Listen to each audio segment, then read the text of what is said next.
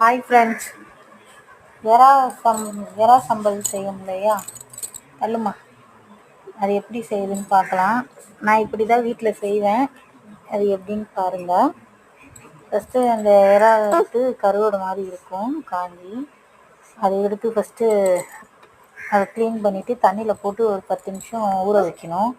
அப்போ அது பெருசு பெருசாக ஆகிடும். அது ஆகிட்ட பிறகு நல்லா ஒரு ஒரு தடவைக்கு 3 வாட்டி நல்லா அலசி எடுத்துக்கணும். அதுக்கு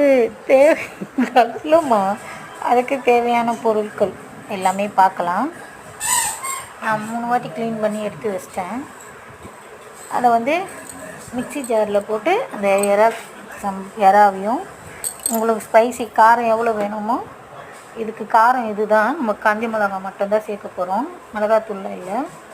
3 காஞ்ச மிளகா எறா போட்டு நல்லா மிக்சியில் கொரப்பாக அரைச்சிக்கிட்டு, அதுக்கப்புறம் ஒரு சின்ன கடாயில் எண்ணெய், கடுகு, சீரகம், கருவேப்பிலை போட்டு நல்லா ஃப்ரை பண்ணிவிட்டு, பூண்டு நம்ம பார்த்தோம் இல்லையா, பூண்டு கொஞ்சம் நல்லா ஒரு 2 முழு பூண்டை நல்லா பொடியாக கட் பண்ணி போட்டு வதக்கிட்டு, அதுக்கப்புறம் வெங்காயம் போட்டுட்டோம்னா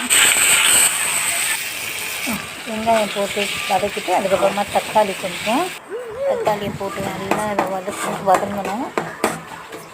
கொஞ்சம் நேரம் மூடி வச்சுருங்க சிம்மில்.